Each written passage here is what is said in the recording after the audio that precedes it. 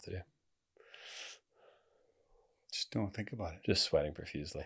Hey. Just don't think about it. You're sweating profusely? Well, because I, by chance, listened to like a clip of mine earlier that you'd posted somewhere or tagged me in, and I was just like, oh, I don't know the clip. Welcome back, guys, to another episode of the Briefcase The Barn, a Furiously Curious, I Can't Talk.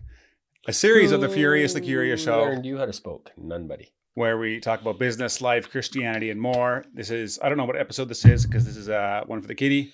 Because this Thursday, I will be recording with Dr. Edward Less, pediatrician, emergency pediatrician. He was on the show before. And I asked him if he wanted to come on for a Briefcase in the Barn episode, because he came out with a book recently, Cloudy with the Risk of Children. Cloudy with a Chance of Children. With a risk, yeah, chance to. I can't remember the exact words, but great book. And so I thought, hey, come back on. I told him I would have him back on when he came out with that book, and it's still need to read a bunch of it so I can ask him some good questions. But so I'm not sure when this is coming out exactly. Do we still have another one in the kitty too? No, for sure not.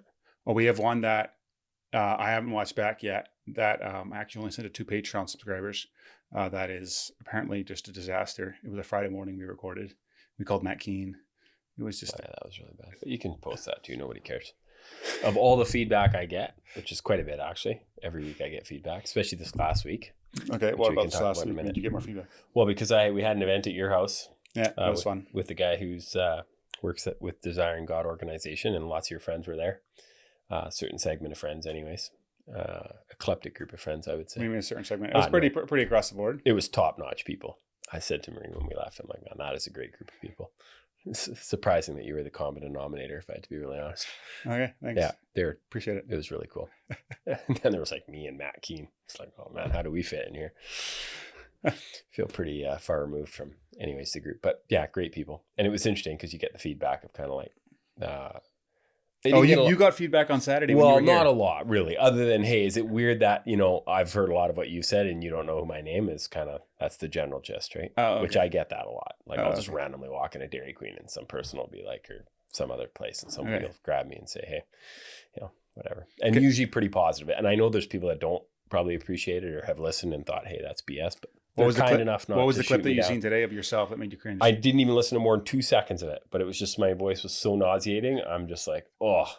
And I don't always feel that way when I hear it, because I like when we watch the, maybe it's because I'm not talking low enough, like Matt Keane says I talk really low with my radio voice. But it was just when we did the compilation or whatever of the year in review, that was semi-funny. Oh, where is that? I was supposed to upload that to social media. Yeah, I've never seen it. Anyways, that wasn't so bad. But this clip from the other day was just me pontificating what's up. I probably had no idea what I was talking about.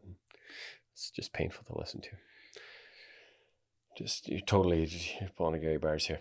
You're distracted. Anyways, it was a great night at your house, and it was quite a character, and we had a lot of laughs.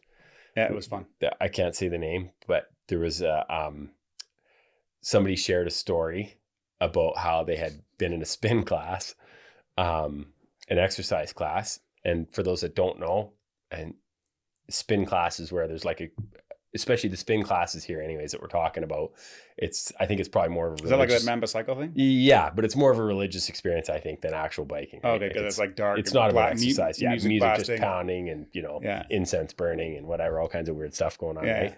But there was a guy that had went there with his significant other, and he had booked him right in the front row, and the strobe lights. He had booked him in the front row? Yeah, he had booked him in the well, that's just, we probably didn't think about it, whatever. Right, yeah. That's the only spot where there is any light. Like if you're at the back, you can't even see your hands, I think, pretty much is what I've heard. I haven't been yet. Okay. Gonna check it out at some point. But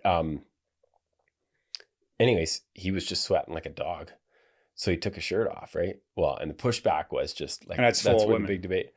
Yeah, it's full of women, right? And yeah. So he wanted attention? No, I don't think so. I was just... He really did not like wearing a shirt when he was sweating, right? But it was just funny because his pushback was, and it was probably a valid comment. He's like, hey, the women are barely dressed here. How come I'm not allowed? I still got more clothes on them with just my shorts on than they do when they're fully clothed. Anyways, it was just, we got into heated debate with your buddy there. And it was Peter, right? Peter Hedstrom? Yeah. He's got a great sense of humor. He is so much fun. Yeah, he's a fun guy, very caring. Played a lot with the kids, which was nice for Marie and I, because we felt like we had a more relaxing time. Oh, okay, interesting. Yeah. Yeah, he's always been so good with the kids. It was interesting when I started hanging out with him 5 years ago, or whatever, because we got to know him. We went to a Desire in God donors retreat. Yeah. And in Phoenix, we got invited to go out there, which was weird because I'd given like $1,000 to them. And they still invited me out to this donors retreat where you got to meet John Piper and hear him speak in a smaller group setting and stuff. And but it was John Piper actually has I guess he asked his organization to say, hey, to these events, I don't want just the big money guys.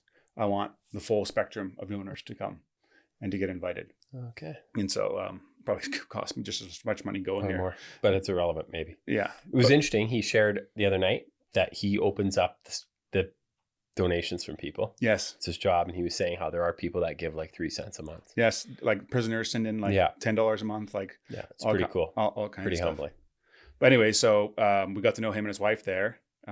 Nicole got saved through like his wife's intervention, whatever. God used his wife. And so we got to know him quite closely. But a month later, Grace died. And then they came out for that. And they were just a huge, huge blessing to us. But from day one, when they came to our house, they paid attention to our kids just as much as they paid attention to us, which for me was kind of a shock because I'm always used to like, I don't know if it's a cultural thing or if it's just like a subcultural thing like Dutch culture or maybe just the culture as a whole, but where kids are kind of put to the side and it's like adults talking, go play, leave me alone. And stuff like that. He did the opposite of that.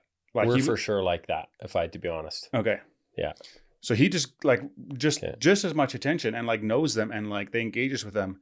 And it made me think of Jesus and his disciples. And the disciples are like, we're trying to brush them off. Get these kids out of here. We only big people. And Jesus is like, no, come here. I'm going to bless them and spend time with them and being Christ-like. And so he's been such a huge example to us. But he also went through the ringer halfway through his marriage. It wasn't a marriage issue. It was, hey guys, if you enjoyed that episode and were blessed by it, would you be willing to support the show? That would help a lot in creating more content, improving the quality of the content, putting the production value, getting more guests on, and me being able to spend more time and energy towards it. So if you're interested in doing that, you can click up here and it'll take you to a support page. But you can also subscribe to the podcast by clicking over here and doing that. Thanks again for listening, and I'll catch you on the next one.